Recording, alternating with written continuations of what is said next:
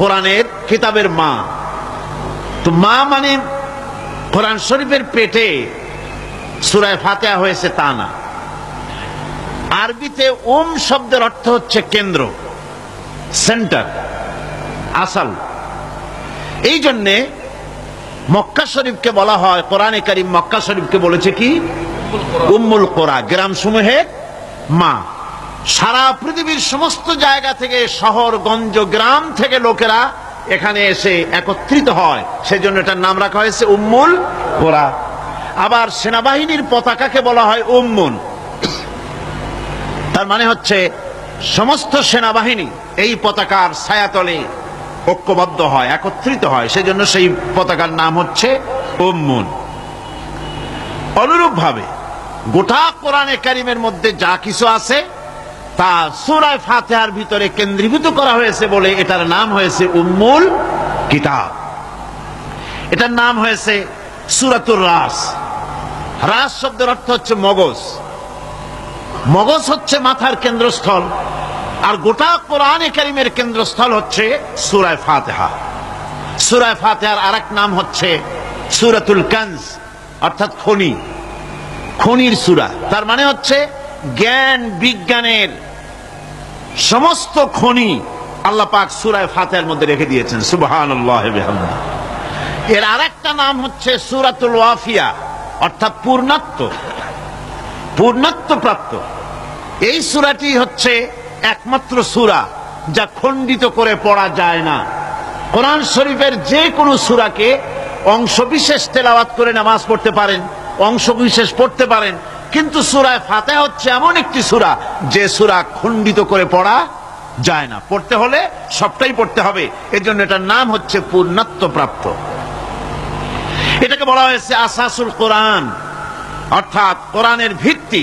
30 পারা কোরআনের পূর্ণাঙ্গ ব্যবস্থা পেশ করা হয়েছে, তার ভিত্তি হচ্ছে সূরা ফাতিহা। এটার নাম হচ্ছে সূরাতুল হামদ, প্রশংসার সূরা। যেহেতু সূরা ফাতিহায় আল্লাহর প্রশংসা দিয়ে ভরা, এই জন্য এটার নাম হচ্ছে সূরাতুল ফাতিহা। এর আরেকটি নাম হচ্ছে সূরাতুশ শুকর, শুকর করা, কৃতজ্ঞতা প্রকাশ করার সূরা। এই সূরাটির মধ্যে মানুষ আল্লাহ পাকের অসীম অনুগ্রহের শুকরিয়া আদায় করে বলে প্রশংসার মাধ্যমে, এই জন্য এটার নাম হয়েছে সূরাতুশ শুকর। সূরাটির না আরেকটি নাম হচ্ছে সূরাতুদ দুআ। এই সূরাটি একটি দোয়া, একটি প্রার্থনা, আল্লাহ পাকের কাছে প্রার্থনা করা হয়, সেজন্য এটার নাম হচ্ছে সূরাতুদ দুআ।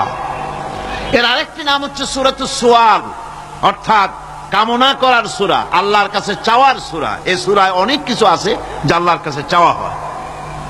এই সূরাটি, এর আরেকটি নাম হচ্ছে সূরাতুশ শিফা, অর্থাৎ প্রতিষেধক, রোগ ব্যাধি ইত্যাদি মুক্ত হওয়ার জন্য। সূরা ফাতিহা আপনারা আল্লাহর ওলিদের কাছে, ওলামাদের কাছে যে যান, পানি নিয়ে, তেল নিয়ে, কালো জিরা নিয়ে, ওনারা যা পড়ে ফু দেন, সেই গোপন কথাটা বলে দেই, সেটা হচ্ছে সূরা ফাতিহা।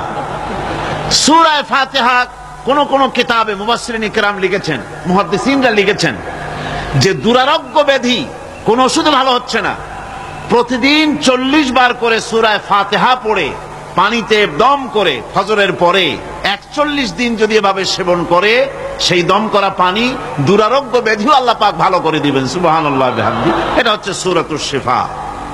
এটাকে বলা হয় সূরাতুস সালাত। নামাজ হবেই না সূরা ফাতিহা ছাড়া, নামাজ সূরা ফাতিহা ছাড়া হবে না। এই জন্য লা সালাতা লিমান লাম ইয়াকরা বিফাতিহাতিল কিতাব, হাদিস শরীফে এসেছে সূরা ফাতিহা ছাড়া নামাজ শুদ্ধ হবে না, নামাজ জায়েজ হবে না। সেই জন্য এটার নাম হচ্ছে সূরাতুস সালাত। কোরআনে কারীমের এই সূরাটি, এটাকে হযরত পীর সাহেব কেবলা একটি আয়াত তেলাওয়াত করে বলেছেন সাবউল মাসানি। এটা হচ্ছে নিত্য পাঠনীয় সপ্তবাক্য, যে 60টি বাক্যকে সব সময় পড়া লাগে। তার মানে হচ্ছে যে ব্যক্তি নামাজ পড়ে 5 ওয়াক্ত, 24 ঘন্টার ভিতরে সূরা ফাতিহা একেবারে কম করেও যদি হয়, তাহলে 40 বার এই সূরা 24 ঘন্টায় নামাজি ব্যক্তিকে পড়তে হয়। এই জন্য সবসময় পাঠনীয় এই সূরাটি। সূরাটি মোট অক্ষর সংখ্যা হচ্ছে 113, শব্দ সংখ্যা হচ্ছে 25টি। এটি হচ্ছে সূরা ফাতিহা, একটি রুকু, 7টি আয়াত। নাজিলের অবতীর্ণ হওয়ার স্থান হচ্ছে মক্কা আল মুকাররমা। রাসূল করিম সাল্লাল্লাহু আলাইহি ওয়াসাল্লামের মক্কি জিন্দেগিতে সূরাটি অবতীর্ণ হয়। শুরু হচ্ছে সূরা ফাতিহা, আলহামদুলিল্লাহি রাব্বিল আলামিন। সূরা ফাতিহা আমি বলি এটি যেন একটি অভিনন্দন পত্র। এটি কি? অভিনন্দন পত্র। বান্দা দিচ্ছে তার রবকে, রবের ভাষায় শেখানো অভিনন্দন পত্র বান্দা তার রবকে প্রকাশ করছেন, দিচ্ছেন। অভিনন্দন পত্রে 3টা জিনিস থাকে, আপনারা লক্ষ্য করে শুনলে বুঝতে পারবেন ইনশাআল্লাহ। একবার ভাবুন যে কত বড় কথা, 30 পারা কোরআনের মধ্যে যা আছে তার সবটা আল্লাহ পাক তার সারাংশ সূরা ফাতিহায় ঢুকাইছেন। তাহলে এটা জিনিসটা কি এটা বুঝতে হবে, এবং সেই ধরনের অন্তর নিয়ে, মন নিয়ে বসতে হবে আর বুঝতে চেষ্টা করতে হবে। আমি ধীরে ধীরে আপনাদের সামনে পেশ করব ইনশাআল্লাহ, বিইজনিল্লাহ, বিমাশিয়াতিল্লাহ, বিফদলিল্লাহ। সূরা ফাতিহার মধ্যে আমি বলেছি এটা একটি অভিনন্দন পত্রের মতো। কিরকম? অভিনন্দন পত্রে 3টা জিনিস থাকে। কয়টা জিনিস থাকে? 3টা। প্রথমে থাকে প্রশংসা। অভিনন্দন পত্রে প্রথমে কি থাকে? প্রশংসা। 2 নম্বরে থাকে পরিচয়। 3 নম্বরে থাকে দাবি। 3 নম্বরে থাকে দাবি। প্রথমেই দাবি করা হয় না, এটা ঠিক না। প্রথমেই প্রশংসা। সমস্ত অভিনন্দন পত্র আপনারা দেখবেন, মন্ত্রী আসুক, প্রেসিডেন্ট আসুক, অভিনন্দন পত্র পেশ করা হয়, সুন্দর ভাষায় লেখে, হে সংগ্রামী জননায়ক, গরিবের বন্ধু, জাতির কিছু একটা, এইভাবে করে বহুত প্রশংসা করে তারপরে তার নাম খুঁজে পাওয়াই মুশকিল প্রশংসার ঠেলায়। আপনার আগমনী বার্তায় আমাদের এই চট্টগ্রামের আকাশ বাতাস মুখরিত, আবাল বৃদ্ধ বনিতা আনন্দে উদ্বেলিত, কে কি করবে দিশে করতে পারছে না, এরকম প্রশংসা। এই প্রশংসা দিয়ে তারপরে বলে আমরা চট্টগ্রাম কলেজের কর্তৃপক্ষ, আমাদের বেড়া নাই, টিন নাই, চাল নাই, ইট নাই, সিমেন্ট নাই, আমাদের এগুলি দাবি। তাহলে প্রথমে গেল প্রশংসা, 2 নম্বরে পরিচয়, 3 নম্বরে দাবি। মূলত এই ভদ্রতা প্রথমে কেউ বলে না। মন্ত্রী সাহেব চিটাগংয়ে আসছেন তো, আমাদের দাবি না মিটাইয়া ঠ্যাং আস্ত নিয়ে ঢাকা ফিরতে পারবেন না, এরকম বলে নাকি? এরকম বললে কিছুই পাওয়া যাবে না। মূলত এই যে ভদ্রতা, এই শালীনতা, এই শিষ্টাচার শিক্ষা দিয়েছে আল কোরআন। সুবহানাল্লাহ বিহামদিহি। বান্দাকে কিছু চাইতে হবে, আর চাওয়াটা শিখাইছেন কে? আল্লাহ। কে শিখিয়েছেন? বান্দাকে একটা বড় জিনিস চাইতে হবে, একটা বড় জিনিস চাইতে হবে আল্লাহর কাছে। সে চাওয়াটা কি সেটাও আল্লাহ শিখাইছেন। যেহেতু আমরা তো জানি না, বুঝি না, আল্লাহ আমাদের কত মেহেরবান, তার কত দয়া, আমাদের শিখাই দিচ্ছেন কেমনে প্রশংসা করতে হবে, কেমনে পরিচয় দিতে হবে, আর কেমনে দাবি করতে হবে। 3টি জিনিস সূরা ফাতিহার মধ্যে আল্লাহ পাক ঢুকিয়ে দিয়েছেন। সুবহানাল্লাহ। সুতরাং বলা হচ্ছে, আল্লাহ পাক বলছেন আলহামদুলিল্লাহি রাব্বিল আলামিন। সমস্ত প্রশংসা, যাবতীয় প্রশংসা সবকিছু আল্লাহ পাকের জন্য, যিনি রব্বুল আলামিন, যিনি বহু জগতের, অসংখ্য জগতের যিনি পালনেওয়ালা রব, তার জন্যই সমস্ত প্রশংসা। এখন হামদ হচ্ছে প্রশংসা, এর অর্থ হচ্ছে সুন্দরের প্রশংসা। অসুন্দরের কিন্তু কোনো হামদ হয় না, অসুন্দরের হামদ হয় না। হামদ হয় কার? সুন্দরের। সুন্দরের হামদ হয়, প্রশংসা হয়। এই জন্য প্রশংসা করতে হবে আল্লাহ পাকের। কোন ফাসিকের প্রশংসা যদি করা হয় আল্লাহ পাক নারাজ হয়ে যান। আল্লাহ পাকের আরশ গোসায় থরথর করে কাঁপতে থাকে। প্রশংসা হবে কেবলমাত্র কার? আল্লাহ পাকের। এবং এই প্রশংসা সবটুকু হামদের আগে আলিফ লাম লাগানো হয়েছে। এটা হচ্ছে জিন্স বা ইস্তেকরাক, অর্থাৎ সমস্ত বস্তুকে বোঝাবার জন্য আল শব্দকে ব্যবহার করা হয়েছে। আলহামদু, সমস্ত প্রশংসা সেই আল্লাহ পাকের, যিনি তামাম জাহানকে সৃষ্টি করেছেন এবং প্রতিপালন করেছেন। আল্লাহ রাব্বুল আলামিন বলেন, আমরা শুরু করছি সূরা ফাতিহা, অভিনন্দন পত্র দিচ্ছি। কারে দিচ্ছি? আল্লাহ পাককে দিচ্ছি। সেখানেও ভাষা দিয়ে রব্বুল আলামিন বলেন, প্রশংসা করো আলহামদুলিল্লাহি রাব্বিল আলামিন। সমস্ত প্রশংসা আল্লাহ পাকের, যিনি হচ্ছেন রব, যিনি কি? রব। এখন এই রব শব্দের বাংলা অর্থ করা হয় প্রভু, লালনকারী, প্রতিপালনকারী। যত বাড়বে বিজ্ঞান চিরটা কাল কোরআনের কাছে ভিক্ষার হাত দিয়ে এতিমের মতো দাঁড়ায় থাকবে কিয়ামত পর্যন্ত। আজ পৃথিবীর বিজ্ঞানীরা বলছেন জগৎ সম্পর্কে, আমরা মনে করছি পৃথিবীটাকে, আমাদের কাছে জগৎ দুইটা। কয়টা জগৎ? একটা জগৎ হলো এইটা, ইহ জগৎ আর পরজগৎ, এছাড়া আর কিছু জানি না। এই দুইটাই জগৎ আমাদের কাছে। এখন দেখেন বিজ্ঞানীরা কি বলছে। বিজ্ঞানীরা বলছেন সৌরজগতে শুধু আমাদের সৌরজগৎটাই শেষ না, অসংখ্য সৌরজগৎ আছে মহাশূন্যে, অসংখ্য সৌরজগৎ। পৃথিবীর প্রতি 4 বিলিয়ন মানুষ যদি এক একটা সৌরজগৎ দখল করে, তাতেও সৌরজগৎ শেষ হবে না। আরো সহস্র সহস্র বিলিয়ন বিলিয়ন সৌরজগৎ আরো ফাঁকা পড়ে থাকবে। এত সৌরজগৎ আল্লাহ সৃষ্টি করেছেন। এই মহাশূন্যে বহুমাত্রিক জগতের কথা আল্লাহ পাক এখানে বলেছেন। এই পৃথিবী একটা জগৎ, এই মাটির তলে আছে আর এক জগৎ, সমুদ্রের ভিতরে আছে পানির তলার আর এক জগৎ। আর মহাশূন্য যে কি তা আপনার মাথায় শূন্য হয়ে যাবে চিন্তা করতে করতে। এই জন্য বিজ্ঞানীরা, বড় বড় বিজ্ঞানী, এরা কিন্তু নাস্তিক হয় না। বর্তমান বিজ্ঞানীরা চিন্তা করে গবেষণা করে খেই হারিয়ে ফেলছে মহাশূন্যকে দেখে। যেখানে আছে গ্যালাক্সি, যেখানে আছে মিল্কি ওয়ে, যেখানে রয়েছে অসংখ্য তারকা, এই পৃথিবীটা মহাশূন্য আল্লাহ যেভাবে তৈরি করেছেন, সেই তুলনায় এই পৃথিবী একটা মার্বেলের চাইতে খুব বেশি একটা বড় কিছু হয় বলে মনে হয় না। পৃথিবী যদি হয় একটা মার্বেলের মতো, তাহলে আমরা যে মানুষ, আমাদের অস্তিত্ব কোথায় চিন্তা করেন। এবার মহাশূন্যে চলেন। মহাশূন্য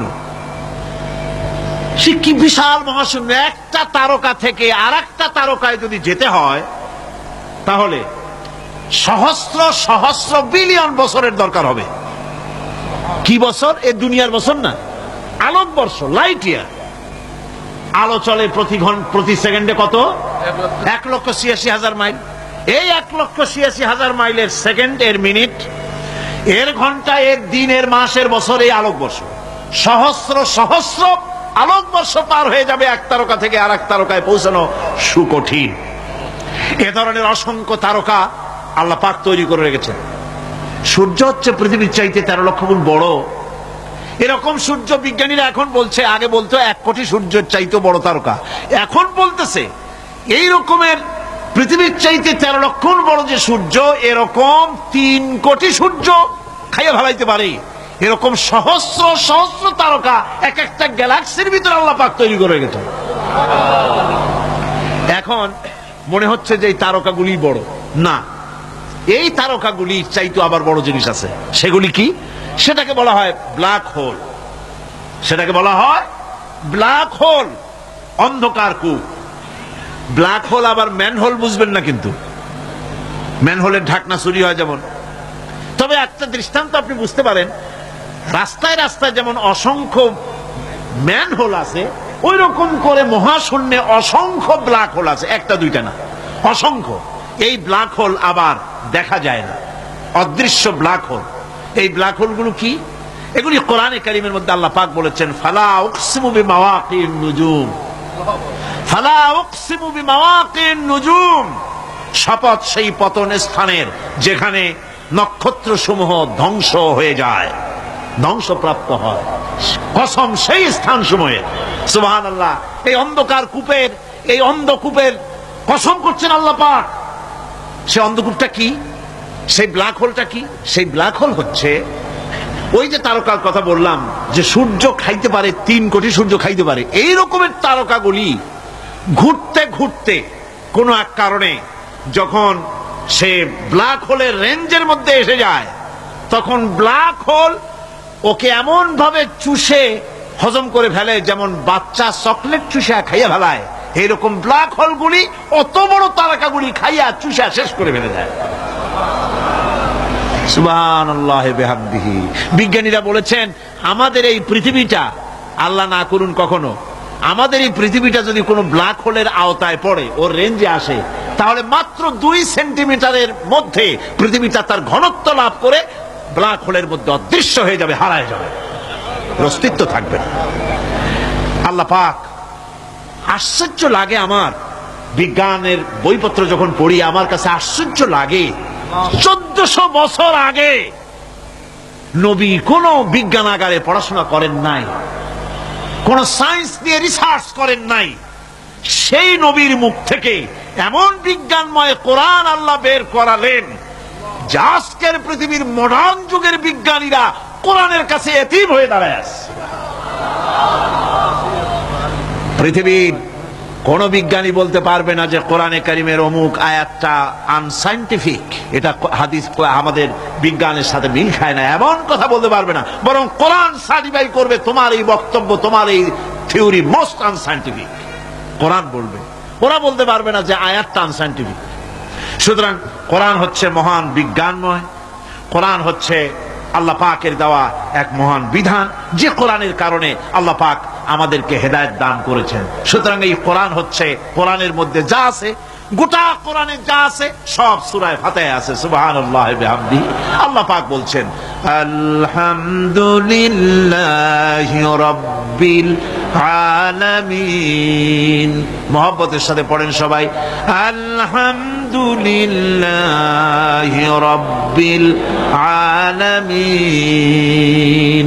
সমস্ত প্রশংসা, যাবতীয় প্রশংসা সে আল্লাহ পাকের, যিনি তামাম জাহানের পালনেওয়ালা রব। আল্লাহ পাক তার কাছে যখন বান্দা আলহামদুলিল্লাহি রাব্বিল আলামিন বলে, তখন প্রশ্ন হয় যে তার, যার প্রশংসা তুমি করছো, তোমরা করছো, তার কি আরো কোনো গুণকীর্তন আছে নাকি? আমরা বলি আর রহমানির রহিম, তিনি পরম দাতা এবং দয়ালু। রহমান এবং রহিম দুটি হচ্ছে সমঅর্থবোধক, প্রায় কাছাকাছি অর্থবোধক শব্দ। অসীম মেহেরবান এবং বিশেষ করুণাময় তিনি, যিনি রহমান এবং রহিম। রহমান রহিম আল্লাহ পাকের দুটি গুণবাচক নাম। রহমান অপেক্ষা, রহিম অপেক্ষা রহমান, এটা হচ্ছে বেশি ব্যাপক অর্থবোধক, যার জন্য তাফসীরে বলা হয়েছে আর রহমানু যুর রাহমাতিশ শামিলা বিজামিল খালায়েক ফিদ দুনিয়া ওয়াল মুমিনিনা ফিল আখিরাহ। অর্থাৎ রহমান তিনি, যিনি এমন রহমতের মালিক যা বিশেষত গোটা বিশ্বের সমস্ত মানুষের জন্য প্রযোজ্য। আর রহিম হচ্ছে শুধু কিয়ামতের দিন পৃথিবীতে রহমান, তিনি দয়াবান পৃথিবীর সমস্ত মানুষের জন্য এবং কিয়ামতে শুধু মুমিনদের জন্য। রহমান কিয়ামতে শুধু মুমিনদের জন্য। আর রহিম হচ্ছে আর রহিম যুর রাহমাতি শামিলা লিল মুমিনিনা ইয়াউমিল কিয়ামা। রহিম হচ্ছে শুধুমাত্র কিয়ামতের দিন আল্লাহ রাব্বুল আলামিন শুধু মুমিন লোকদের জন্য এই বিশেষ দয়া কিয়ামতের দিন করবেন। এখন রহমান হচ্ছেন পৃথিবীর সমস্ত মানুষের জন্য, সমস্ত প্রাণীর জন্য। তার দান থেকে কেউ বঞ্চিত থাকবে না, সকলের জন্য তার দানের দরজা অবারিত, উন্মুক্ত। এই পৃথিবীর বুকে আমরা দেখতে পাই মানুষ তার বন্ধুদেরকেই দেয়, শুধু সরকার হোক আর সাধারণ মানুষ হোক, আপনজনদেরকে নিজের দল। হচ্ছে রাহমাতি ওয়াসিআত কুল্লা শাই, আমার রহমত দিয়ে সমস্ত জিনিসকে ঢেকে রাখা হয়েছে। প্রত্যেকটি জিনিসের ভিতরে আল্লাহ পাকের রহমত রয়েছে। রহমত ছাড়া এই পৃথিবীতে মানুষের চলার কোনো পথ নাই। সমস্ত ব্যাপারই আল্লাহ পাকের রহমত আর রহমত। আমরা যখন বললাম আর রহমানির রহিম, বলেন সবাই আর রহমানির রহিম। আবার প্রশ্ন হয়, বান্দা বুঝলাম, আরো কোনো কোয়ালিটি, আরো কোনো বৈশিষ্ট্য তার আছে নাকি? আমরা বলি মালিকি ইয়াউমিদ্দিন, তিনি হচ্ছেন বিচার দিনের মালিক, শেষ বিচারের মালিক তিনি। একদিকে এটাকে ব্যালেন্স করা হয়েছে, একদিকে অফুরন্ত রহমত, যার কোনো কুল নাই, কিনারা নাই। এখন আদল দরকার। এখন কি দরকার? আদল, ইনসাফ দরকার। আল্লাহ পাক একদিকে অফুরন্ত রহমত আর নিয়ামত দিয়ে পৃথিবীকে ছেড়ে রেখেছেন, অপর দিকে বলেছেন আমি হচ্ছি বিচার দিনের মালিক, সেদিন আমি বিচার করব। সেই বিচারের ভিতরে কোনো পক্ষপাতিত্ব থাকবে না, হবে না। সেখানে তিনি হবেন হাকামুল হাকিমিন, ওইটা হবে সুপ্রিম কোর্টের সুপ্রিম কোর্ট। সেই পরকালে, সেই কিয়ামতের মাঠে আপনাকে আমাকে সকলকে উপস্থিত হতে হবে, নাকি হবে না? সবাইকে উঠতে হবে। এই দিন শব্দটি কোরআনে কারিমে বহু জায়গায় বলা হয়েছে এবং বিভিন্ন অর্থে ব্যবহার করা হয়েছে। যেমন দিন শব্দের অর্থ প্রভাব, প্রতিপত্তি, আধিপত্য, ইতাআত, বন্দিগি, দাসত্ব, আনুগত্য, নীতি, পথ, পন্থা, হিসাব, ফায়সালা, প্রতিদান, প্রতিফল, এরকম অনেক অর্থ, অনেক অর্থে দিন শব্দ কোরআন কারীমের মধ্যে ব্যবহৃত হয়েছে। কিন্তু এখানে মালিক ইয়াউমিদ্দিন, এই দিন এখানে ব্যবহার করা হয়েছে প্রতিফল অর্থে। প্রতিফলের দিন, যেদিন প্রতিফল দেওয়া হবে, তিনি হচ্ছেন সেই দিবসের অধিপতি, সেই দিবসের মালিক। সূরা ইনফিতারে আল্লাহ পাক বলছেন وما أدراك ما يوم الدين ثم ما أدراك ما يوم الدين, বিচারের দিনটি কি তা তোমাকে কে জানালো? আবার জিজ্ঞেস করছি, তোমাকে কে জানালো বিচারের দিনটা কি? আল্লাহ পাক জবাবে বলছেন বিচারের দিনটা হচ্ছে يوم لا تملك نفس لنفس شيئا والأمر يومئذ لله। বিচারের দিন হচ্ছে এমন দিন যেদিন কেউ নিজেকে রক্ষা করতে পারবে না, কারো থেকে কেউ নিজেকে রক্ষা করতে পারবে না, নিজেকে কেউ নিজের জন্য কাউকে সাহায্যকারী পাবে না। আর সমগ্র ব্যাপারটি নিরঙ্কুশ ভাবে আল্লাহ রাব্বুল আলামিনের হাতে থাকবে। সেই দিনটার নাম কিয়ামত, সেটার নাম পরকাল, সেটার নাম হচ্ছে বিচারের দিন।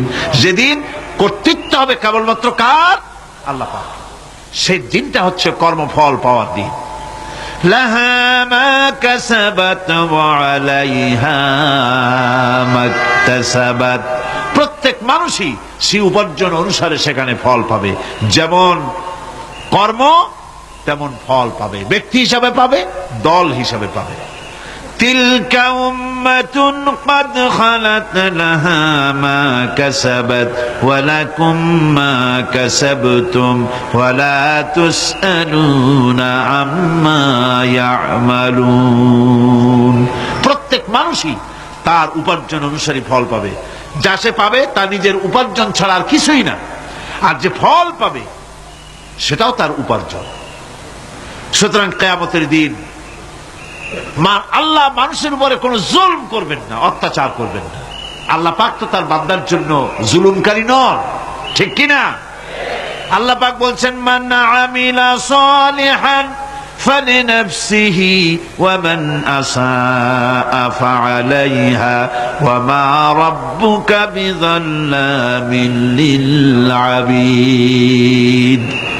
যে ব্যক্তি পুণ্য কাজ করলো সে নিজের কাজে নিজের স্বার্থেই তা করলো। আমরা যে নামাজ পড়ি এটা কি আল্লাহর স্বার্থ? কথা কন, আল্লাহর স্বার্থ। সারা পৃথিবীর সমস্ত মানুষ যদি আল্লাহরে সেজদা দেয়, আল্লাহর ক্ষমতা আরো কিছু কালের জন্য বাড়বে নাকি? সমস্ত মানুষ যদি আল্লাহকে অস্বীকার করে, বিদ্রোহী ঘোষণা করে, বিদ্রোহ ঘোষণা করে, তাতে কি আল্লাহর ক্ষমতা শেষ হয়ে যাবে? নাউযুবিল্লাহি মিন যালিক। যেমন ছিলেন তেমনই থাকবেন। সুতরাং আমরা যা করি, আমরা নামাজ পড়ি নিজেদের জন্য, আল্লাহকে খুশি করার জন্য, কিন্তু কল্যাণটা আমার। কল্যাণটা কার? আমার। রোজা, হজ, যাকাত, তেলাওয়াত যা করি সব আল্লাহকে খুশি করার জন্য, কিন্তু স্বার্থ পুরাটাই আমার। আমার কল্যাণের জন্যই আমি করি। এবং আল্লাহ হচ্ছেন তিনি তোমাদের রব। ওমা রাব্বুকা বিযাল্লামিল লিল আবিদ।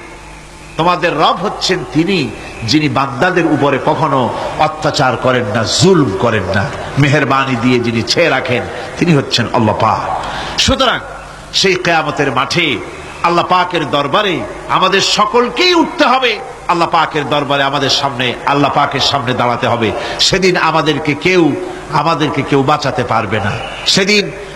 সেদিন আল্লাহ পাক এর দরবারে যেন আমরা আসামি না হই, সেজন্য এই পৃথিবীতে কোরআন অনুযায়ী আমাদের জীবন গড়তে হবে, সুন্নাহ অনুযায়ী জীবন গড়তে হবে। তাহলে পরকালে আল্লাহ পাকের কাছে নাজাত পাওয়া যাবে। বড় কঠিন জায়গা, বড়ই কঠিন জায়গা। এবার প্রশ্ন হচ্ছে, তোমরা যারা আমার প্রশংসা করলে, তোমরা কারা? জবাবে আমরা বলছি, ইয়্যাকা না'বুদু ওয়া ইয়্যাকা নাস্তাঈন। আয় আমার রব, আমরা হচ্ছি তোমার বান্দা, একমাত্র তোমারই গোলামি করি, একমাত্র একমাত্র তোমারই ইবাদত করি। আর কারো ইবাদত, এই শব্দটা লাগাইলে কি বোঝা যায়? যে আর কারো করি না, একমাত্র তোমারই ইবাদত করি, আর একমাত্র তোমারই কাছে সাহায্য প্রার্থনা করি। ইয়্যাকা না'বুদু ওয়া ইয়্যাকা নাস্তাঈন। আল্লাহ রাব্বুল আলামিন আমাদেরকে সৃষ্টি করেছেন আসলে এইটার জন্য। সৃষ্টি করেছেন কিসের জন্য? কোরআনে কারীমের মধ্যে আল্লাহ রাব্বুল আলামিন বলেন, ওয়ামা খালাকতুল জিন্না ওয়াল ইনসা ইল্লা লিয়াবুদুন। আমি মানুষ এবং জিনকে সৃষ্টি করেছি শুধুমাত্র আমার ইবাদতের জন্য, আমার গোলামির জন্য, আমার আনুগত্যের জন্য। এই ইবাদত একটি ব্যাপক অর্থবোধক শব্দ। আমরা যদি ইবাদতটা নাই বুঝি, তা আমাদের মানব জন্ম হবে বৃথা। ইবাদত হচ্ছে আল্লাহর পছন্দনীয় জিনিসগুলি আমল করে তার সন্তুষ্টি অর্জন করার জন্য প্রচেষ্টা চালানো জীবনের সকল ক্ষেত্রে। এর মধ্যে ইবাদতের ভিতরে এমন এক ব্যাপক অর্থ যে এর ভিতরে নামাজ, রোজা, হজ, যাকাত, সত্য কথা, আমানতদারি, দিয়ানতদারি, প্রতিবেশীর হক আদায় করা, মাতা পিতাকে শ্রদ্ধা করা, প্রতিবেশী হক আদায় করা, স্ত্রীর হক আদায় করা, সৎ কাজের আদেশ করা, অসৎ কাজের নিষেধ করা, জিহাদ ফি সাবিলিল্লাহ করা, এই সব কিছুই হচ্ছে ইবাদতের মধ্যে শামিল। জিকির আজকার করা, তেলাওয়াত করা, আমলে সালেহ করা, এভাবে করে আল্লাহ পাককে খুশি করার জন্য আল্লাহর নির্দেশ মাফিক কাজগুলি করা, সবটাই হচ্ছে ইবাদতের মধ্যে শামিল। প্রশংসা করেছি, পরিচয় দিয়েছি, আমরা তোমার বান্দা। এবার প্রশ্ন হচ্ছে, চাও কি? পরিচয় তো শুনলাম, চাও কি? আল্লাহ রাব্বুল আলামিন আমাদেরকে শিখায় দিলেন কত বড় মেহেরবান তিনি, কত দয়ালু তিনি। তার কাছে চাওয়ার ভাষাটাও তিনি আমাদের শিখাই দিলেন। জনে কোন সুবহানাল্লাহ। রব্বুল আলামিন আমাদের শিখালেন, এভাবে চাও, ইহদিনাস সিরাতাল মুস্তাকিম সিরাতাল্লাযীনা আন'আমতা আলাইহিম গায়রিল মাগদুবি আলাইহিম ওয়ালাদ-দাল্লিন। হায় আল্লাহ, ইহদিনাস সিরাতাল মুস্তাকিম, একটা রাস্তা চাই, সহজ সরল সঠিক একটি পথ চাই তোমার কাছে। সেই পথটা চাই যে পথ হচ্ছে নিয়ামত প্রাপ্তদের, অভিশপ্ত এবং পথভ্রষ্টদের পথ নয়। যে পথ নিয়ামত প্রাপ্তদের, ওই ধরনের একটা পথ আমরা চাই। পথ দেখাবার মালিককে কোরআনে কারীম বলছে, আল্লাহ রাব্বুল আলামিন বলেন, ওয়া আলাল্লাহি কাসদুস সাবিলি ওয়া মিনহা জাইরুন ওয়ালাউ শাআ লাহাদাকুম আজমাইন।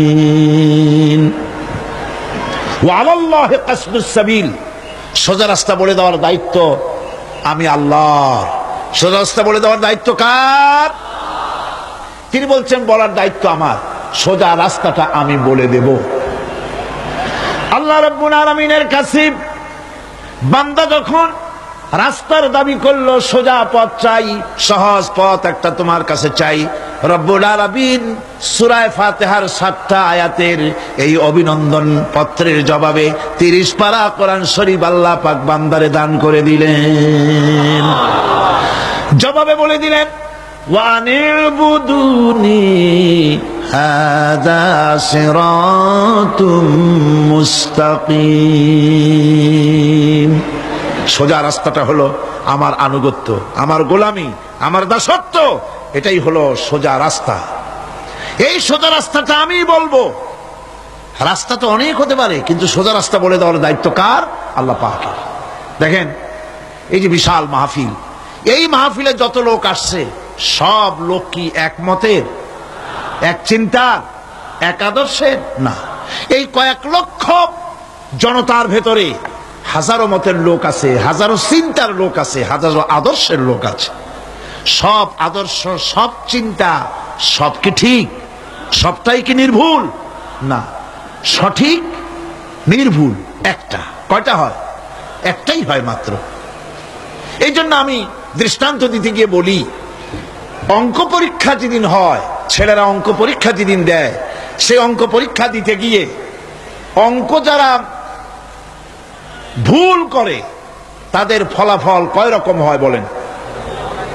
হ্যাঁ, অনেক রকম হয়। আর যাদের অঙ্ক যাদের ঠিক হয়, তাদের ফলাফল কয় রকম?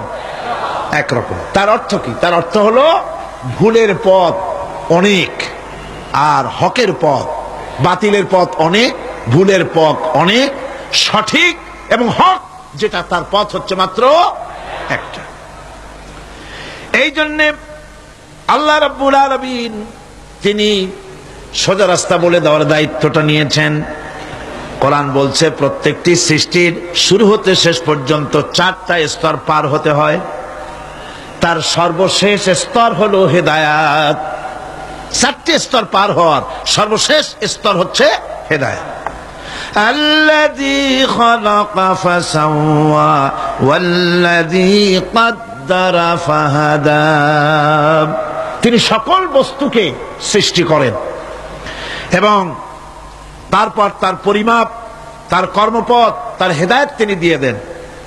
তার মানে হচ্ছে তিনি সৃষ্টি করেন, সামঞ্জস্য রাখেন, পরিমাপটা ঠিক করেন এবং পথের নির্দেশ দেন। সৃষ্টি করেই ছেড়ে দেন না, তার হেদায়েত দিয়ে দেন। তার পরিমাপটা ঠিক করেন, সামঞ্জস্য করেন। কিরকম?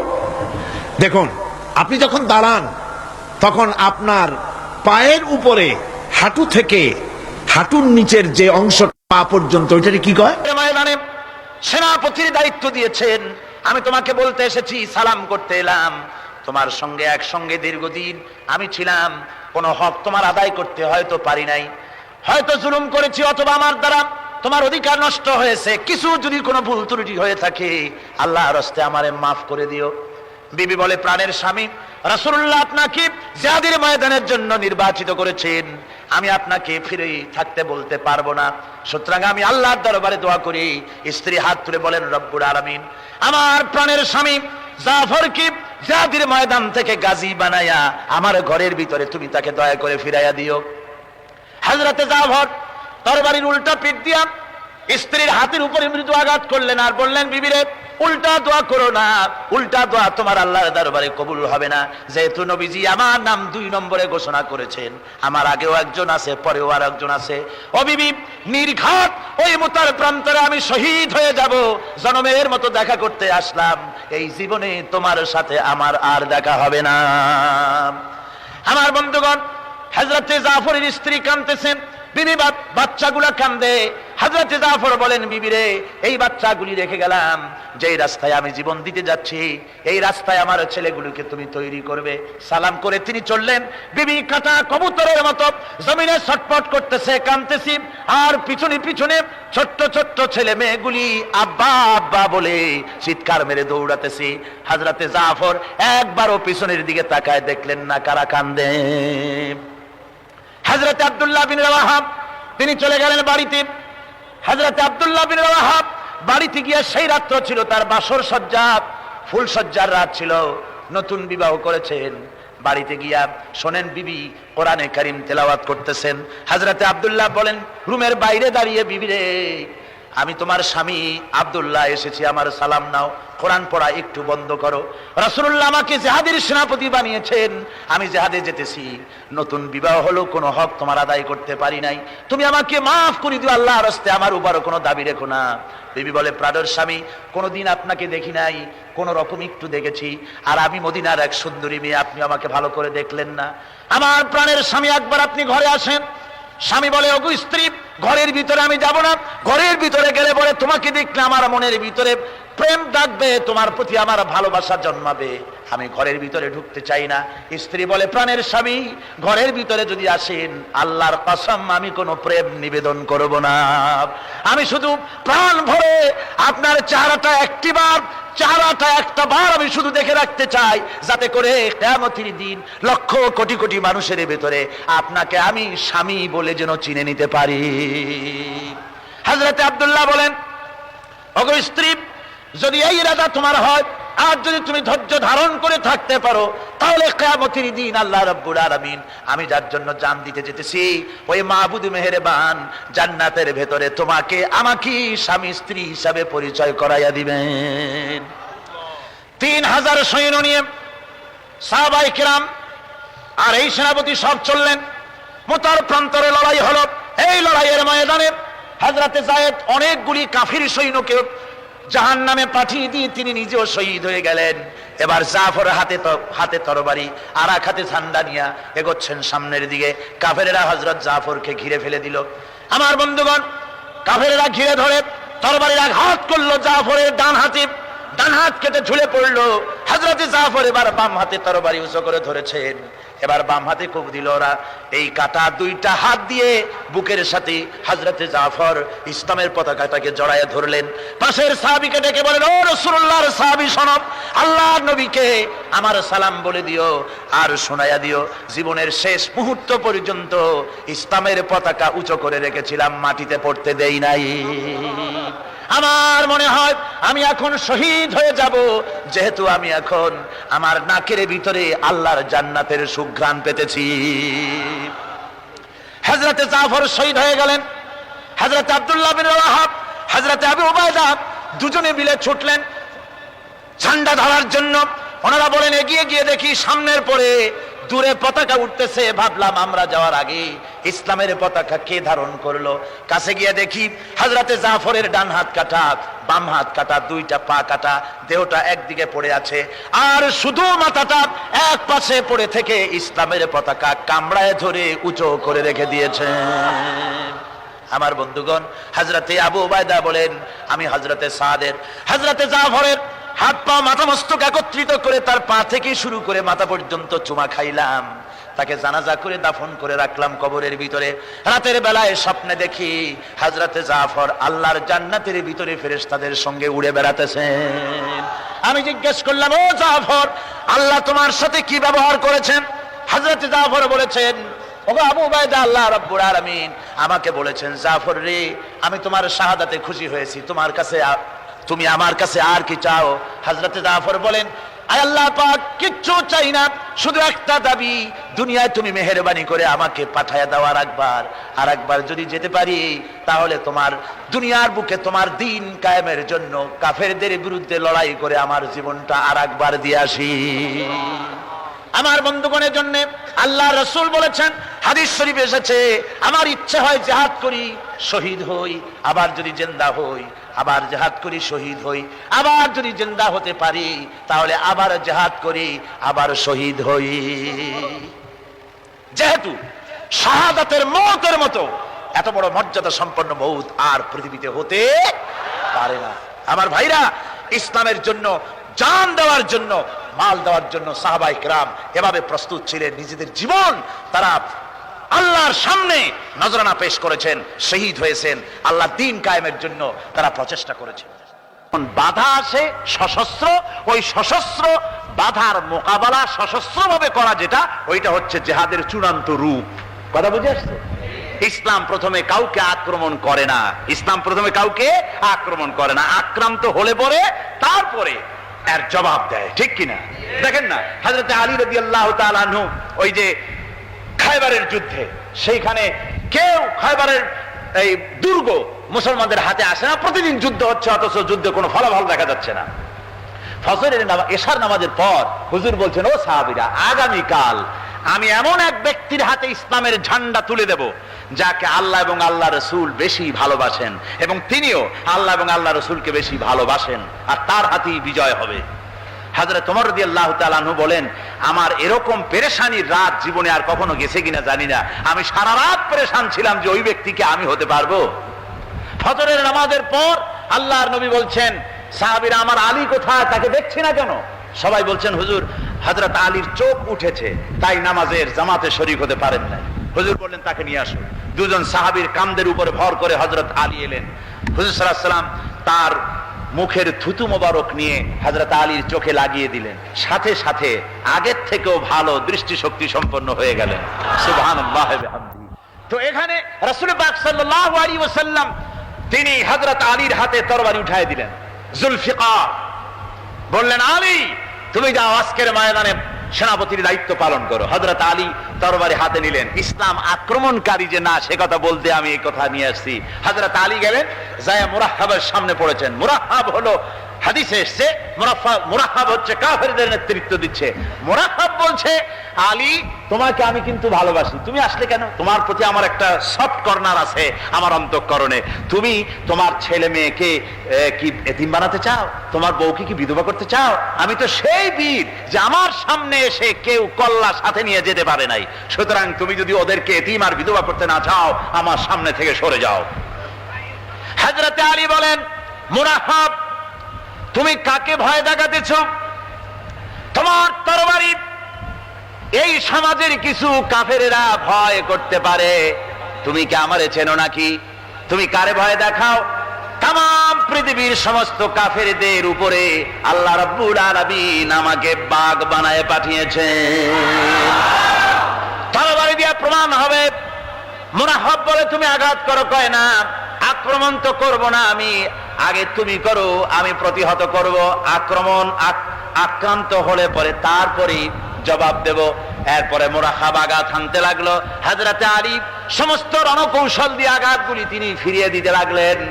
এরপরে হযরত আলী বলছেন, মুরাহহাব, এবার তৈরি হও আমার আঘাত সহ্য করার জন্য। হযরত আলী জুলফিকার তুলে আঘাত করলেন। এক আঘাতেই দেখা গেল মুরাহহাবের মাথা থেকে শুরু করে শরীর টুকরা হয়ে গিয়া হযরত আলীর তরবারির মুঠা পর্যন্ত মাটির ভিতরে গেড়ে গিয়েছে। খায়বারের দুর্গ দখল হয়ে গেল। পরের দিন আল্লাহর নবী বলেন, আলী, শুনতে পেলাম তোমার ঢাল ভেঙে গিয়েছিল, তারপরে তুমি যুদ্ধ করলে কি দিয়ে? হযরত আলী বলেন, হুজুর, কামুজ দুর্গের ওই কবাটটা, লোহার কবাটটা বাম হাতে নিয়া আর ডান হাতে তরবারি নিয়ে লড়াই করেছি। হুজুর বলেন, কি করে? মানুষ কেমনে এত বড় দুর্গের লোহার কপাট হাতে নিয়ে যুদ্ধ করে? একটু দেখাও তো দেখি। হযরত আলী গতকালকের মতো বাম হাত দিয়া ধরেছেন, নাড়াতে পারেন না। এবার ডান হাত দিয়া ধরেছেন, নাড়াতে পারেন না। ডান আর বাম দুই হাত দিয়া সমস্ত শক্তি দিয়ে এমন জোরে টান মেরেছেন, প্রতিটি লোমকূপের গোড়া থেকে ঘাম বেরিয়ে এসেছে, এক চুলো নড়াতে পারেন নাই। হযরত আলীর মুখখানা মলিন হয়ে গেছে লজ্জায়। হযরত আলী রাদিয়াল্লাহু তাআলা আনহু লজ্জা পেয়ে গেছেন।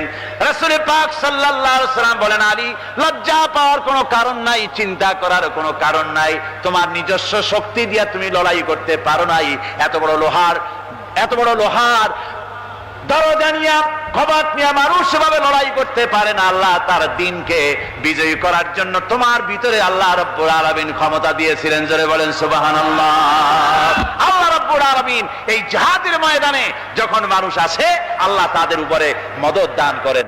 আমার বন্ধুগণ, আল্লাহর দিনকে জমিনের উপরে প্রতিষ্ঠিত করার জন্য যদি আমরা আজও যদি ঐক্যবদ্ধ হই দিন কায়েমের জন্য, তাহলে আল্লাহ রাব্বুল আলামিন আমাদেরকে মদদ করবেন। আল্লাহ পাক কোরআনে কারীমের মধ্যে বলেছেন, ওয়া কানা হাক্কান আলাইনা নাসরুল মুমিনিন।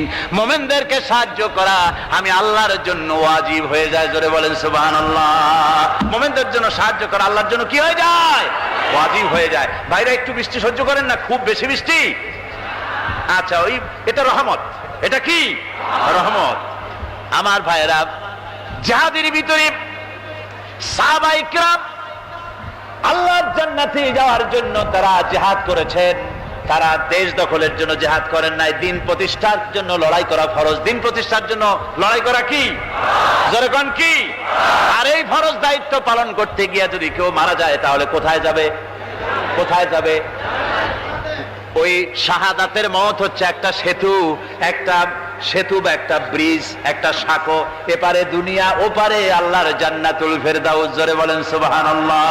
এই জন্য হযরত ওমর ফারুক রাদিয়াল্লাহু তাআলা আনহু সব সময় দোয়া করতেন, আল্লাহুম্মা রযুকনি শাহাদাতান ফি সাবিলিক ওয়াজআল মাউতি ফি বালাদি রাসূলিক। আল্লাহ রাব্বুল আলামিন, আমাকে রাসূলের শহরে মওত দাও, আর আমাকে তোমার দ্বীনের রাস্তায় শাহাদাত মঞ্জুর করো। জোরে বলেন আমিন। এটা আমাদের দোয়া, আমারও দোয়া, আমার সারা জীবনের স্বপ্ন, সারা জীবনের স্বাদ, আল্লাহ যেন শাহাদাতের মওত নসিব করে দেন। জোরে বলেন আমিন। এর থেকে উন্নত মানের মওত আর নাই। ওই প্যারালাইসিস হয়ে বিছানায় পড়ে তড়পায় তড়পায় মরার কোনো দাম নাই। দুনিয়ার বুকে বিড়ালের জিন্দেগি বছর করার 500 বছর বেঁচে থাকার দাম নাই। সিংহের মতো 1 সেকেন্ড বেঁচে থাকার দাম আছে, ঠিক কিনা? আর মওত, প্লীহা, যকৃত, typhoid, paralysis, diabetes, heart attack, kidney পচে যাওয়া, হাবিজাবি মওতের চাইতে আল্লাহর রাস্তায় জিহাদ করে শাহাদাতের মওত সর্বশ্রেষ্ঠ মওত। জোরে কোন সুবহানাল্লাহ। আমার ভাইরা, রাসূল পাক সাল্লাল্লাহু আলাইহি ওয়াসাল্লাম তিনি মদিনা মুনাওয়ারায় এসে প্রথম যে জিহাদের সম্মুখীন হলেন, ওইটার নাম কি? কোন জিহাদ? বদর। কোন জিহাদ? বদরের জিহাদ।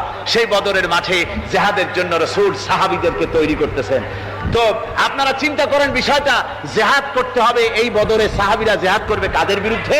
নিজের বাপের বিরুদ্ধে। রাসূল পাক খুব চিন্তিত হলেন যে সাহাবীদেরকে কিভাবে উদ্বুদ্ধ করা যায়। হুজুর জিহাদের কথাই বলতেছেন যে এখন বদরে আমাদের টিকে থাকার প্রশ্ন, এইটা মুসলমানদের টিকে থাকার প্রশ্ন। বদরের যুদ্ধ, বদরের এই জিহাদটা। হুজুর যখন এগুলি বলতেছেন, হযরত মিকদাদ রাদিয়াল্লাহু তাআলা আনহু, রাসূলের একজন জলিলুল কদর সাহাবী, তিনি দাঁড়িয়ে বলছেন, হে আল্লাহর রাসূল, কেন আপনি চিন্তা করছেন? ইমজি বিনা ইয়া রাসূলুল্লাহ হাইসুমা তাশা। হে আল্লাহর রাসূল, আপনি আমাদেরকে নিয়ে চলুন যেদিকে আপনার খুশি। হাইসুমা আমারাকাল্লাহ, যেদিকে আল্লাহ আপনাকে নির্দেশ করেন সেদিকে আমাদের নিয়ে আপনি সেদিকেই চলুন। ইন্না লা নাকুলু লাকা কামা ক্বালা বানু ইসরাঈল লিমূসা আলাইহিস সালাম ইযহাব আনতা ওয়া রাব্বুকা ফাকাতিলা ইন্না হাহুনা কায়িদুন। বুখারী শরীফের হাদিস। হযরত মিকদাদ রাদিয়াল্লাহু তাআলা আনহু বলছেন, হে আল্লাহর রাসূল, আতাবা আনতা ওয়া রাব্বুকা ফাকাতিলা ইন্না মাআকুমা মুকাতিলুন। ও নবী, বরং আমরা বলবো আপনি চলুন আমাদের নিয়ে, আপনি এবং আপনার আল্লাহ চলুন জিহাদের ময়দানে, আমরা আপনার সঙ্গে জিহাদ করব, লড়াই করব সেই পর্যন্ত। মাদামাত মিন্না মাদামাত আইনুম মিন্না তাতাররাফ, যতক্ষণ পর্যন্ত আমাদের একটা চক্ষুর পলক পড়ে, যতক্ষণ পর্যন্ত একটা চোখের পাতা নড়ে, ততক্ষণ পর্যন্ত আমরা কাফেরদের বিরুদ্ধে লড়ব। সুবহানাল্লাহ ওয়া বিহামদিহি। যতক্ষণ চোখের পাতা নড়ে ততক্ষণ পর্যন্ত লড়ব, নিয়ে চলুন আমাদেরকে। হুজুর খুব খুশি হলেন। আহারে, রাসূল পাক সাল্লাল্লাহু আলাইহি ওয়াসাল্লাম দারুণ ভাবে খুশি হয়ে গেলেন। হুজুর বললেন, ও সাহাবীরা, তোমাদের মানসিক অবস্থা যখন এই, কুমু বিনা ইলা জান্নাতিন, চলো আমার সাথে বেহেশতের দিকে। সুবহানাল্লাহ, সবাই বলেন সুবহানাল্লাহ। কুমু বিনা ইলা জান্নাতিন আরদুহা কাআরদিস সামাওয়াতি ওয়াল আরদ, সেই বেহেশতের দিকে চলো যে বেহেশতের বিশালতা প্রশস্ততা এই পৃথিবী এবং আকাশের চাইতে অনেক বড়, সেই বেহেশতের দিকে চলো। ফাকামা উমাইর বিন হামাম ওয়া কানা ইয়াকুলু তামার, হযরত উমাইর বিন হামাম এক যুবক, তিনি দাঁড়িয়ে গেলেন। আমার মুসলমান ভাইরা, যুবকদের অবদান কিন্তু ইসলামে সব চাইতে বেশি। জোরে বলেন সুবহানাল্লাহ। কাদের অবদান বেশি? যে সর্বপ্রথম ইসলাম কবুল করেছে কারা? যুবকরা। হযরত আবু বকর, হযরত ওমর রাদিয়াল্লাহু তাআলা আনহু, তাদের বয়স যুবক বয়স ছিল। যুবক বয়সে তারা ইসলাম কবুল করেছেন। হযরত আলী যুবক ছিলেন, এই জন্য যুবকদের ইবাদতের সওয়াব বেশি। রাসূল পাক বলেছেন, কিয়ামতের ময়দানে যেদিন কোন ছায়া থাকবে না, আরশে আজিমের নিচে 7 শ্রেণীর লোকেরা ছায়া পাবে। তার মধ্যে এক শ্রেণী হচ্ছে ওয়াশাবুন নাশা ফি ইবাদাতিল্লাহ, ওই যুবকেরা যারা নাকি রাত গুজরান করে, রাত কাটায় আল্লাহর ইবাদতে, রাত জাগে আল্লাহর ইবাদত করে। জোরে বলেন সুবহানাল্লাহ। বুড়োদের 100 বার আল্লাহ বলা আর এক যুবকের একবার আল্লাহ বলা, বৃদ্ধের সারা সপ্তাহ তাহাজ্জুদ পড়া আর যুবকের এক রাতের তাহাজ্জুদ পড়া মনে হয় তার থেকেও বেশি। সুবহানাল্লাহ। তাই বলে বৃদ্ধ যারা, তারা কিন্তু হতাশ হবেন না। ওই যৌবনকাল আপনিও পেরিয়ে এসেছেন, ঠিক না?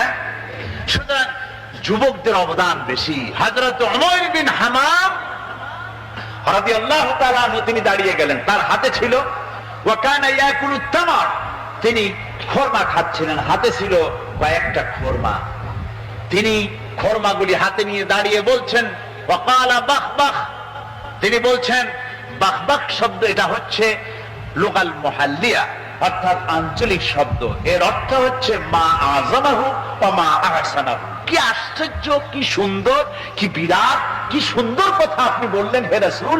জান্নাতুন আরদুহা কাআরদিস সামাওয়াতি ওয়াল আরদ, এমন বেহেশত পাওয়া যাবে জিহাদ করলে যে বেহেশতের বিশালতা প্রশস্ততা এই বিশাল আকাশের চাইতে, জমিনের চাইতে বেশি।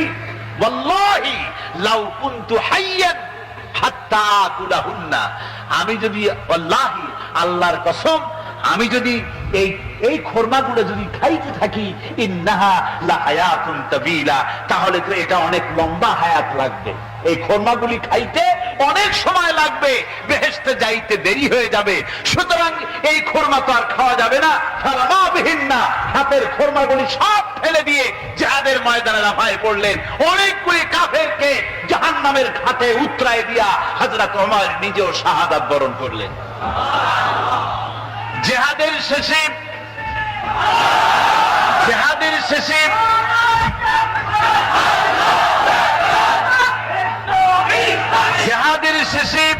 শহাদায়ে বদরের সমস্ত শহীদদের লাশ এক জায়গায় এনে সাহাবীরা বললেন, হে আল্লাহর রাসূল, আপনি যখন জান্নাতের বর্ণনা দিতেছিলেন তখন যে যুবকটা খরমা খেতেছিল আর জান্নাতের আশায় হাতের খরমা ফেলে দিয়েছিল, যে খরমাগুলি খাইতে গেলে তো সময় লাগবে অনেক, বেহেশতে যেতে দেরি হয়ে যাবে, এই কথা মনে করে হাতের খরমা ফিকে ফেলে জিহাদের ময়দানে এসে শাহাদাত বরণ, যে যুবকটি জিহাদ করেছিল তার লাশে সেও শাহাদাত বরণ করেছে।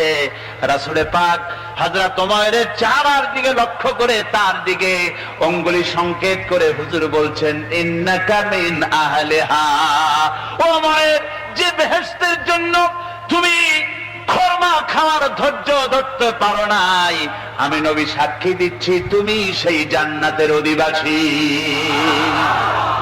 আমার ভাইয়েরা, ওই জান্নাতে যাওয়ার জন্য, আল্লাহ দ্বীনকে প্রতিষ্ঠার জন্য আমাদেরকে ঐক্যবদ্ধ হতে হবে।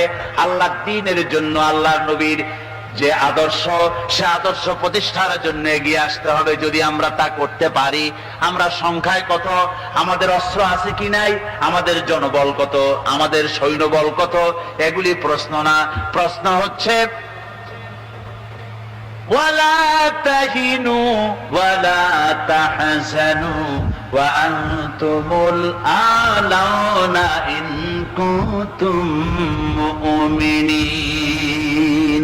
কোনো ভয় নাই, কোনো চিন্তা নাই, যদি তোমরা মুমিন হও আমি আল্লাহ তোমাদেরকে বিজয়ী করব। জোরে বলেন সুবহানাল্লাহ। মুসলমানেরা তো সেই জাতি যাদের ময়দানে যখন মুসলমানদেরকে সাহায্য দরকার হয়েছে আল্লাহ রাব্বুল আলামিন আকাশ থেকে ফেরেশতা নাজিল করেছে কিনা কোন? কবি বলছেন ফিজায়ে বদরি पैदा कुन फरिश्ते तेरी नसरत को उतर सकते गर्दों से कतर अंदर कतार भी। বদরের মুসলমানদের মতো ঈমান যদি আজও তোমরা আনতে পারো, তোমাদের ভিতরে হয়ে যায়, তাহলে আল্লাহ রাব্বুল আলামিন তোমাদের জন্য কাতারে কাতারে ফেরেশতা তোমাদের জন্য নাজিল করে দিতে পারেন। তোমরা সেই জাতি, তোমরা সেই মুসলমান। ফিরে আসো ইসলামের দিকে, ফিরে আসো দ্বীনের দিকে, রাসূলের সঙ্গে মহব্বতটা জুড়ে দাও। কি মুহাম্মদ সি ওফা তूने तू हम तेरे हैं ये जहां चीज ही क्या लोहे कलम तेरे। মুহাম্মদ সাল্লাল্লাহু আলাইহি ওয়াসাল্লামের সঙ্গে তুমি যদি মহব্বতের সম্পর্ক স্থাপন করতে পারো, অনুসরণ আর অনুকরণের, তাহলে আকাশ আর জমিন তো দূরের কথা, লৌহ কলম পর্যন্ত আল্লাহ তোমার জন্য করে দিবেন। আমিন। রব্বানা যালামনা আনফুসানা ওয়া ইন লাম তাগফির লানা ওয়া তারহামনা লানাকুনান্না মিনাল খাসিরিন। ربنا لا تزغ قلوبنا بعد إذ هديتنا وهب لنا من لدنك رحمة إنك أنت الوهاب। আয় আল্লাহ তাআলা, লক্ষ জনতা নিয়ে তোমার দরবারে গুনার বোঝা মাথায় নিয়ে হাত তুলেছি, দয়া করে তোমার আরশে আজিম থেকে আমাদের দিকে রহমতের নজরে তাকাও। আমাদের জীবনের সমস্ত গুনাহ খাতা মাফ করে দাও। আমাদেরকে তোমার মকবুল বান্দাদের মধ্যে আমাদের শামিল করে নাও। রব্বুল আলামিন আমাদের আলোচনার সওয়াব জনাবে মুহাম্মদ রাসূলুল্লাহ সাল্লাল্লাহু আলাইহি ওয়াসাল্লামের রূহ মুবারকে পৌঁছায়া দাও। আয় আল্লাহ তাআলা, এই মাহফিলের আয়োজন যারা করলো, লক্ষ লক্ষ টাকা ঋণগ্রস্ত তারা হয়ে আছেন, তোমার বান্দাদেরকে এই বিশাল কোরআনের মাহফিলে সহযোগিতা করার তৌফিক দান করে দিও রব্বুল আলামিন।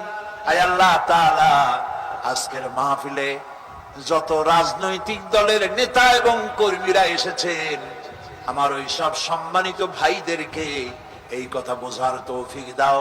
পুঁজিবাদ, সমাজবাদ, ধর্ম নিরপেক্ষ মতবাদ দিয়া শান্তি হবে না। শান্তি হবে ইসলামে, শান্তি হবে কোরআনে, শান্তি হবে তোমার নবীর অনুসরণে। এই কথাগুলি সব রাজনৈতিক দলের নেতা আর কর্মী ভাইদেরকে বোঝার তৌফিক দিয়া দাও রব্বুল আলামিন। যারা বর্তমানে সরকার চালাচ্ছেন, ক্ষমতায় যারা আছেন, হায় আল্লাহ, তাদের মন মগজের মধ্যে ইসলামের সঠিক জ্ঞান দান করে দাও রব্বুল আলামিন। আমার দেশের কলেজ বিশ্ববিদ্যালয়ের মুসলমান ছাত্র ছাত্রী গুলিকে আল্লাহ বিদেশি স্বদেশী সব রকমের ষড়যন্ত্রের হাত থেকে আল্লাহ তুমি রক্ষা করো রব্বুল আলামিন। এই মাহফিলকে তোমার দরবারে মঞ্জুর করো। আল্লাহ তাআলা, আমাদের রোগ ব্যাধিকে তুমি মাফ করো। আগামীকাল এই মাহফিলের শেষ দিন, এই মাহফিল তোমার দরবারে, আমরা তোমার দরবারে আরজ করি, মাহফিল পরিচালনার দায়িত্ব তুমি নিজের কুদরতি হাতে গ্রহণ করো আল্লাহ। আয় আল্লাহ, মানুষকে হেদায়েত দাও, হেদায়েতের নিয়ামত দিয়ে আমাদের ধন্য করো। কোরআন বোঝার তৌফিক দাও। ইসলামের প্রতি যাদের মনের মধ্যে বিদ্বেষ, আল্লাহ, মুসলমান সাংবাদিক, মুসলমান কবি, মুসলমান সাহিত্যিক, মুসলমান রাজনীতি, অথচ ইসলামের বলে মৌলবাদ, ইসলামের বলে সাম্প্রদায়িক, ইসলাম ভালো লাগে না, অন্য ধর্মেরটা ভালো লাগে, নিজের ধর্মেরটা ভালো লাগে না, নিজের ইসলাম পছন্দ হয় না। মাবুদ, এই সব বুদ্ধিজীবী, কবি, সাহিত্যিক আর সাংবাদিকদের জন্য আল্লাহ তোমার কাছে দোয়া করি, রব্বুল আলামিন এদের মগজকে তুমি কোরআন দিয়ে ধোলাই করে দাও, কোরআন বোঝার তৌফিক তাদের দাও, তাদের সকলকে খাঁটি মুসলমান বানাও। আল্লাহ, আমার এই দেশ 56,000 বর্গ মাইলের তোমার হাবিবের পৃথিবীর দ্বিতীয় বৃহত্তম মুসলিম দেশ বাংলাদেশ, এই দেশের প্রতি ইঞ্চির স্বাধীনতা তুমি হেফাজত করো বাবু। এদেশে কোরআনের রাজ কায়েম হয়েছে, এই দৃশ্য আমাদের চোখে দেখে মরার তৌফিক দেই বাবু।